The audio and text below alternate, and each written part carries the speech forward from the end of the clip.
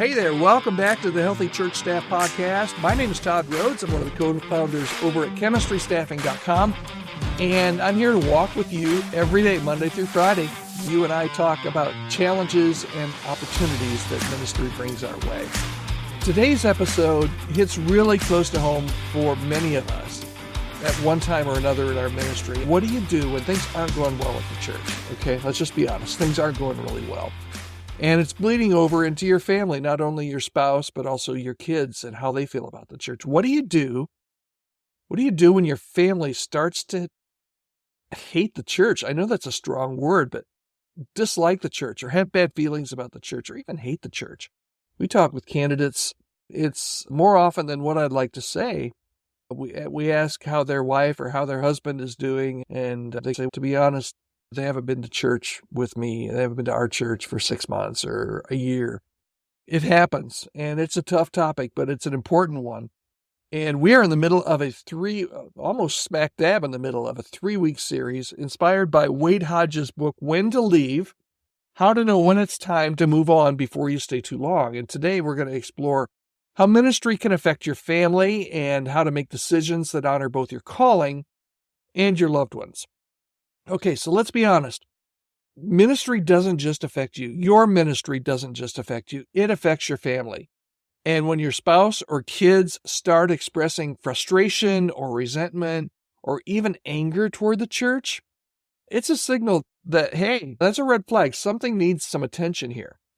So Wade Hodges in his book highlights some common reasons that families struggle with ministry. And the first is unrealistic expectations. Your family might feel like they're living in a fishbowl, constantly being watched and judged. So maybe unrealistic expectations are a problem. Maybe there's not enough time to spend together, just a lack of time together. Ministry can be all-consuming, especially during seasons. And sometimes that leaves little room, if you're not careful, for quality family time. And over time, this can really breed some resentment. Maybe there's conflict and criticism in your church. And when your family sees you being criticized or mistreated, it can hurt them deeply, sometimes more than it hurts you. As a matter of fact, I would almost guarantee that if you're criticized, it's going to hurt your spouse in many instances more than it hurts you, because she's going to want to, or he's going to want to stick up for you, right? So conflict and criticism might be a reason. And then finally, maybe you're just in the busyness of serving others, maybe you're just neglecting their needs. It's easy to unintentionally, not saying anybody does this on purpose, but unintentionally neglect the emotional and spiritual needs of your own family because you're doing God's work, right? So ignoring these issues, it doesn't make it go away.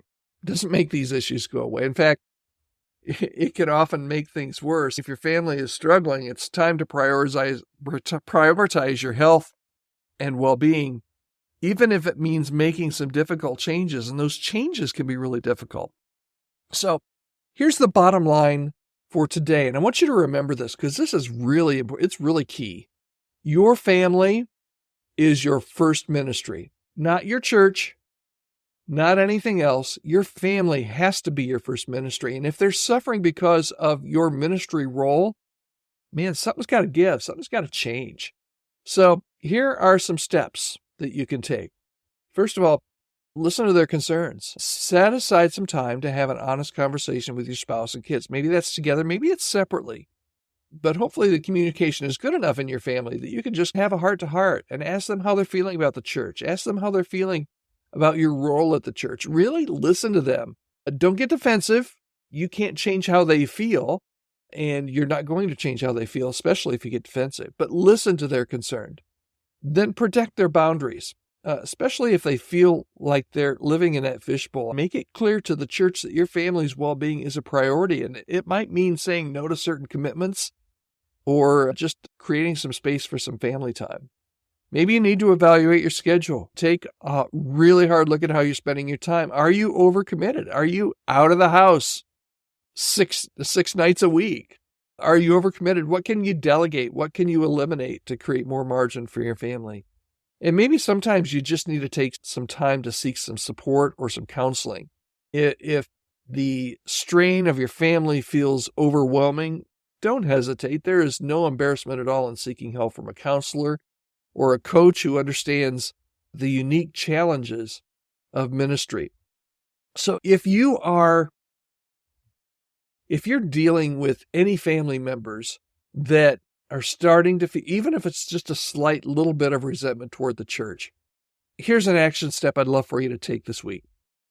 Schedule a family meeting. Maybe it's a one-on-one, maybe it's with the whole family. Just call a family meeting and create a safe space for everyone to share how they're feeling and ask questions. Okay, what's working here? What's not? Where are you frustrated? What do I need to do better? How can I support you better? How can I support our family better? This is really important, and you're not going to know the extent of the damage you probably have an inclination, but you're not going to know really the extent of what's going on until you really start to drill down and have some conversations.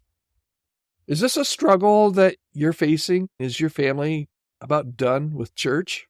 We often tell candidates that are like this, or in this situation, man, the most important things you can do right now as a pastor, if we're talking to a guy, we'll say, hey, the most important thing you can do right now as a pastor is make sure that your wife loves the church and make sure that your kids come out of this loving Jesus. That's really incredibly important. If you'd love to share, I'd love to hear. And you can share your story. I'd love to offer encouragement to you. I've been there, done that. I've seen the good, the bad, the ugly. And I would love to hear whatever you're going through and see if there's any way I can help. You can email me anytime. I'm just an email away, podcast@chemistrystaffing.com. And you just need to know. It might feel like it, but you're not alone in this. And I'd be honored to help you and support you. And we would here at Chemistry Staffing in any way that we can.